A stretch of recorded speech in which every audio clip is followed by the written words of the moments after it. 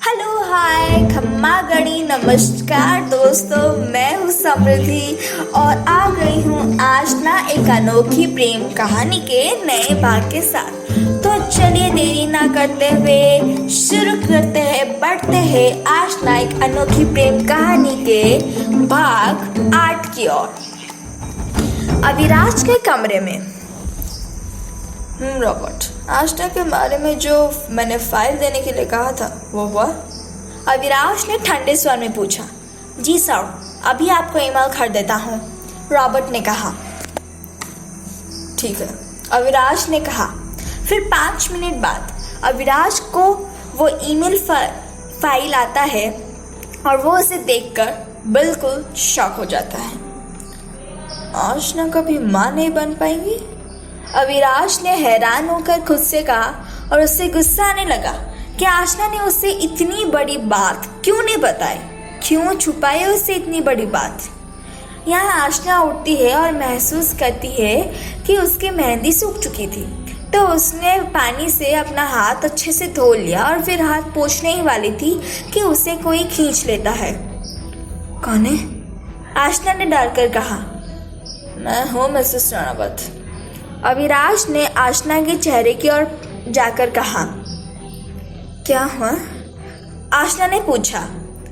आपने मुझे क्यों नहीं बताया कि आप कभी माँ नहीं बन सकती? अविराज गुस्से में कहता है। क्या मैं और माँ नहीं बन सकती? ये आपको किसने कहा? मुझे नहीं पता, ये में भी झूठ हो सकता है, आशना ने कहा। झूठ मत बोलिए, अविराज ने ठंडे स्वर में कहा और उसका हाथ आशना के हाथ पे कसता जा रहा था, जिससे आशना की आंखों से आंसू निकलने लगे। भोलेनाथ की कसम, मेरी दादी की कसम, मैं सच कह रही हूँ, मुझे पता नहीं था कि मैं कभी माँ नहीं बन पाऊंगी। ये कहते हैं आशना की आंखों से आंसू निकलने लगते हैं। क्या आपको आपके चाचा चाचा ने कभी बताया नहीं? अविराज ने थोड़े नम स्वर में पूछा। नहीं, कुछ नहीं बताया। मुझे याद है कि माँ पापा के एक्सीडेंट के वक्त मुझे भी बहुत गंभीर चोट लगी थी, और जब मैं पूरी ठीक हो गई तो चाचा जी और चाची जी ने मेरे पूरे ठीक होने के बाद भी एक टेस्ट करवाया था। जब मैंने उनसे पूछा तो उन्होंने कहा कि मुझे जानने की कोई ज़रूरत नहीं, पर मुझे ये नहीं पता था कि मेरे गोद में बच्चा ही नहीं लिखा था। अब आप मुझसे शादी मत कीजिए, क्योंकि मैं माँ नहीं बन सकती ना। हाँ, आपको आपका वारिस नहीं दे सकती। छोड़ दीजिए मेरा साथ। ये कहते हैं आशना बिखर कर रो पड़ी। मिस्टर हेमंत आहूजा, ये तुमने ठीक नहीं किया। तुमने अविराज राणावत से पंगा लेकर ठीक नहीं किया। अविराज ने गुस्से में मन में सोचा और उसकी पकड़ आशना के हाथ से ढीली हो गई और उसने उसे कस के अपने सीने से लगा लिया। छोड़ दीजिए, शादी नहीं दे सकती मैं आपका बच्चा, आशना ने रोते हुए कहा और अविराज के पकड़ से भरपूर कोशिश करने लगी। हमारी शादी तो हो गई है, और रही बात बच्चे की, तो हम उससे अडॉप्ट भी कर सकते हैं, या फिर मैं आपके साथ ही खुश हूँ, और ये शादी मैं आपका साथ छोड़ने के लिए नहीं बल्कि देने के लिए कर रहा हूँ। और मुझसे दूर जाने की सोचना भी बंद, क्योंकि आज सिर्फ और सिर्फ मेरी है, यानी अविराज राणावत की। और जब अविराज राणावत को किसी चीज़ पसंद आ जाती है तो उससे वो चीज़ कभी दूर नहीं जा सकती। अविराज ने उसके कान के पास कहा और उसे कान को चूम लिया, जिससे आशना की रग रग में बिजली दौड़ गई, और अविराज ने उसे अपने बाहों में ऐसे कस लिया जैसे कि वो कहीं गायब हो जाएगी। मैं माँ नहीं बन सकती, नहीं बन सकती, आशना की ये कहते ही उसके आंखों से झरझर आंसू बहने लगे और वो फूट फूट कर रोने लगी। अविराज ने उसे रोने दिया, क्योंकि उसे पता था कि जब एक औरत को पता चलता है कि वो कभी माँ बनने का सौभाग्य नहीं पा पाएगी तो उस पर क्या बीतती होगी। फिर कुछ समय बाद आशना का रोना बंद हुआ। याद रखिए मिसेस रावत, चाहे जो भी वक्त आए, मैं आपके साथ और ऐसा नहीं है कि आप बच्चा पैदा नहीं कर सकते। मैं ये मुमकिन करूँगा। I will make it possible. और याद रखना, आप सिर्फ मेरी हो और आपको मुझसे कोई 7 जन्मों तक तो किसी भी जन्म से जुदा नहीं कर सकता। और वो आशना के माथे को प्यार से चूम लेता है और आशना के मन में एक उम्मीद जगी कि वो माँ बन सकती है और उसके मन को एक सुकून मिली, एक तसल्ली मिली। थैंक यू मुझे इतना समझने के लिए, मुझे कंसोल करने के लिए। मैं जाती हूँ वरना कोई आ जाएगा। आशना मुस्कुराकर कहती है और जाने लगती है कि अविराज उसे फिर से कमर से पकड़कर अपने पास खींच लेता है। ऐसे मैं भी तो देखना चाहता हूँ कि मेरा नाम आपके कोमल से हाथों पे कैसे छुपा है। अविराज ने उसके कान के पास कहा, नहीं अभी आप नहीं देख सकते। अरे किधर तू यहाँ? आशना ने जैसे ही ये कहा तो अविराज ने उसे छोड़ दिया। तो आशना वहाँ से अपने रूम की ओर चली गई। यहाँ पे फिर भाग गई क्योंकि वो एक के पीछे थे जो कि उसके करीब था। अविराज को समझ आ गया कि आशना ने उसको उल्लू बना दिया था, तो उसके चेहरे पर उसकी एक छोटी सी मुस्कान छा गई। और वो मुस्कान इसलिए थी कि आशना ने उसको उल्लू बना दिया। भाई मतलब कैसी बात है ना। चलिए, और उसके होठों पे एक मुस्कान थी, ये उसे नहीं पता था और वो अपने बालों पे हाथ फेरता हुआ वहां से चला गया।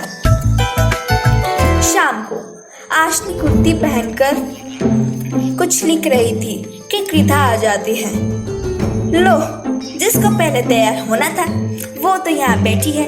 चल तुझे तेरे संगीत के लिए तैयार करती हूँ अभी, कृथा कहती है और आशना को जबरदस्ती उठाकर बैठा देती है और रेडी करने लगती है। 1 घंटे बाद आशना तैयार हो चुकी थी। उसने एक ब्लू कलर की कढ़ाई की हुई लहंगा पहनी थी जिसका ब्लाउज 1/3 था और उसके ऊपर वो जच भी रहा था। और उसके साथ हल्का मेकअप, कानों में झुमके, नाक में ब्लू कलर की नथ, गले में ब्लू कलर का हार जो कि ना कि इतना हेवी था ना कि इतना लाइट था, पर उसके गले में वो बहुत ही सुंदर लग रहा था। हाथों में ब्लू कलर के 2 कड़े और रिंग और बाल को खुले किए हुए थे और नीचे से कर्ल किए हुए थे और कुल मिलाकर वो बहुत खूबसूरत लग रही थी। तेरी नथ तुझे और भी खूबसूरत बना रही है, कृथा कहती है तो आशना मुस्कुराने लगती है। ये तो ठीक बात कही तूने, और मारे को तेरी बहुत याद आएगी। विनीता जी के ये कहते उनके आंखों से आंसू आ जाते हैं। दादी आप अगर रोगी तो मुझे भी रोना आ जाएगा, आशना ने आंसू भरी आंखों से कहा और अपनी दादी को गले लगाकर रो पड़ी। अब ये तो हर घर में हर शादी में होता ही है, क्योंकि दुल्हन किसी पराए घर में जा रही होती अपने घर वालों को छोड़, तो ये नेचुरल चीज है।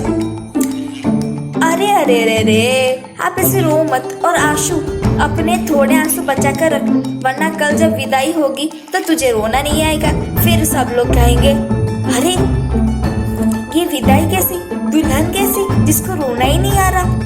कृथा ने थोड़ा माहौल हल्का करते हुए कहा तो आशना ने उसके सिर पर टपली मारकर कहा चुप कर। अरे अब मुझे तेरा टचअप करना पड़ेगा, वरना मेरे साय किए कराए पर तेरे आंसू फिर जाएंगे। कृथा ने उसका मजाक उड़ा के कहा और आशना का मेकअप का टचअप करने लगी। अविराज के कमरे में ओए होए मेरा दोस्त आज हीरो से कम नहीं लग रहा। स्वयं ने अविराज को कॉम्प्लीमेंट देकर कहा तू भी वैसे अच्छा लग रहा है। अविराज ने कहा क्या क्या बेहरा तो नहीं हो गया, मतलब मेरे कमीने दोस्त है। नहीं स्वयं जोधपुर के राजा ने इस गरीब प्रजाति को, इस गरीब प्रजा को अच्छा का ये मेरे लिए बड़ी सौभाग्य की बात है। धन्यवाद आपने मुझे इतना प्यार दिखाया, धन्यवाद राणा सा की जय हो। स्वयं ने फुल ऑन नौटंकी मोड में कहा। पूरा का पूरा ड्रामा किंग है, ड्रामा बस कहेगा। अविराज ने खुद से कहा, चल हम नीचे चलते, मुझे पता है तो मेरी प्यारी भाभी को देखने के लिए बड़ा बेताब हो रहा होगा। स्वयं ने कहा। दोनों नीचे की ओर बढ़ गए। नीचे हॉल में कृथा और विनीता जी आशना को लाकर अविराज के पास बैठा देते हैं। लो भाई, अब मेरी आशु हुई आपकी जिम्मेदारी और आप इस बहन को बख्श दो, क्योंकि इस बहन की बहुत सारी काम है। कृथा आशना का हाथ अविराज के हाथ में देकर कहती है और दोनों को आंख मारकर चली जाती है। अविराज ने रॉयल ब्लू कलर का शेरवानी पहना था और वो उसमें बहुत हैंडसम दिख रहा था। बहुत खूबसूरत दिख रही है आप मिसेस रावत। अविराज ने आशना के कान में कहा तो आशना शर्माने लगी। कृथा बेटा, वो फूल की टोकरी ले आओगी क्या? भावना जी ने कृथा से पूछा तो कृथा हामी भरकर टोकरी लेने चली गई। यहाँ कृथा बहुत ही मुश्किल से चल रही थी, क्योंकि उसके हाथ में 2-3 फूल के टोकरी से भरे हुए थे और उसने भारी भरकम ब्लैक कलर का लहंगा पहना हुआ था। और फिर उसने देखा कि उसके आगे स्वयं जा रहा था। बेटा कृथा, अपनी दुश्मनी को साइड में रख और इस बंदर को बुला ले, वरना आज तेरा एक हाथ या पैर टूटना ही है। कृथा ने मन में सोचा।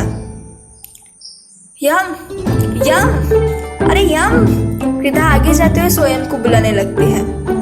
ये बंदर ये पागल हो गया क्या? लगता है मतलब बिना कुछ वजह के यम यम हो रही, जैसे कि उसने किसी टेस्टी खाने की चीज को देख ली, स्पेशली पनीर को।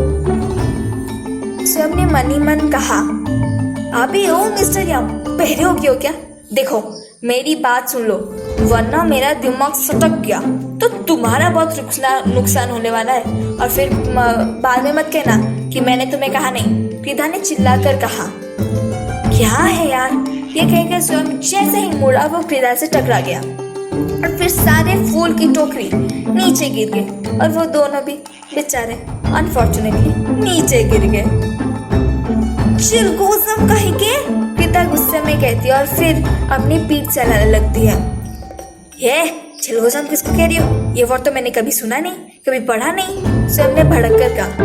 वो क्या है ना, तुम्हारा नाम है स्वयं और उसमें अगर चिलगोज़ी को कंबाइन किया तो उसको क्या कहते हैं? चिलगोज़म। और ये वर्ड सिर्फ कृथा द ग्रेट की वर्ड बुक में ही मिलेगा, समझे मिस्टर चिलगोज़म का बंदर गोइंका। कृथा ने बड़े एटीट्यूड से कहा तो स्वयं गुस्से के मारे लाल पीला हो गया। ओए तेरी तो मैं, और ये यम किसको बुला रही थी? क्या मैं तुम्हें आइसक्रीम दिखता हूँ? स्वयं ने पूछा। तुम और आइसक्रीम? अरे घरेल ऐसे कम नहीं हो तुम, किसी खट्टी पनीर से भी कम नहीं हो तुम। और रही बात यम की, तो ये तेरा नया नाम स्वयं से यम। देख मैंने तुझे 3 अच्छे नाम दिए, बंतर, चिलगोज़म, स्वयं, यम। आहा वाह वाह वाह। कृथा ने हंसकर कहा। अच्छा तो ये बात है, तब तुम भी छिकरा हो, मतलब अगर चिकन और किताब कंबाइन किया जाए तो वो छिकरा होता है। और ये सिर्फ द ग्रेट स्वयं गोयनका के वर्ड बुक में ही मिलेगा। स्वयं ने कृथा की नकल उतार कर कहा तो कृथा का दिमाग गर्म होने लगा। हाथी के पूंछ कहीं के, तेरी ये बकबक बंद कर।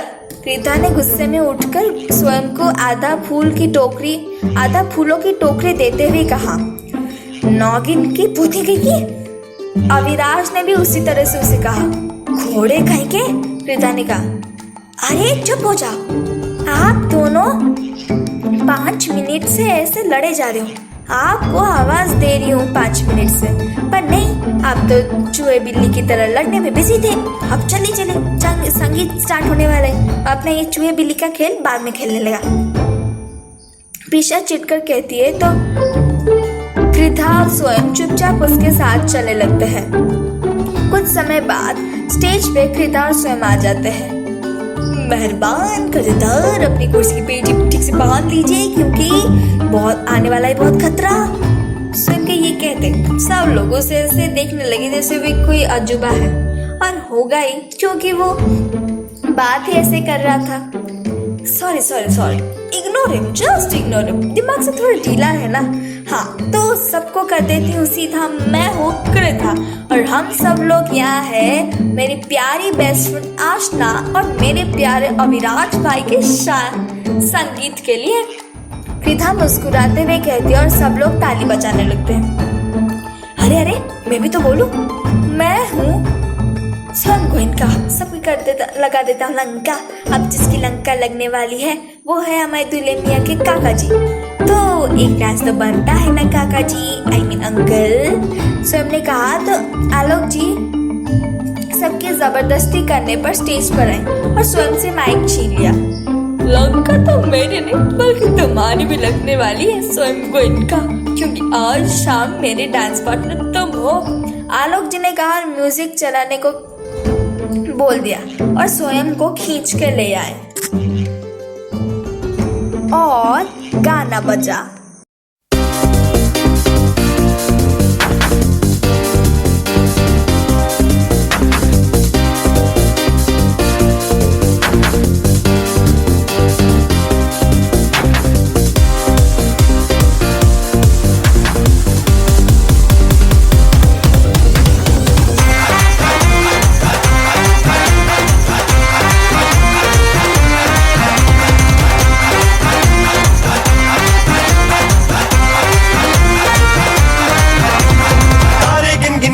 तेरी मैं तां जागा रातां नूं, रोक न पावां अखियां विचों गम दियां बरसातां नूं। तारे गिन गिन याद च तेरी मैं तां जागा रातां नूं, रोक न पावां अखियां विचों गम दियां बरसातां नूं।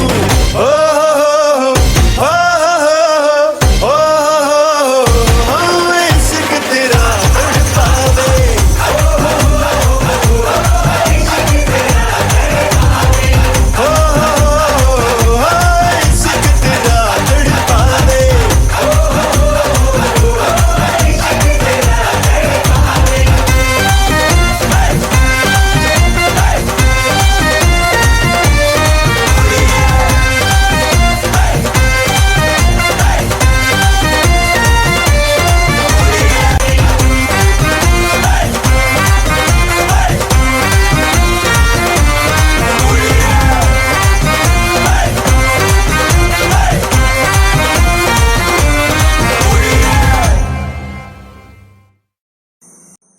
आज का पार्ट था इमोशनल और फनी, तो इसको सुनिए और एंजॉय कीजिए with a cup of coffee, और मत कीजिए कुछ भी गड़बड़ी। और आऊंगी आशना एक अनोखी प्रेम कहानी के नए भाग के साथ बहुत ही जल्दी। Till then take care, bye bye और सुरक्षित रहिए।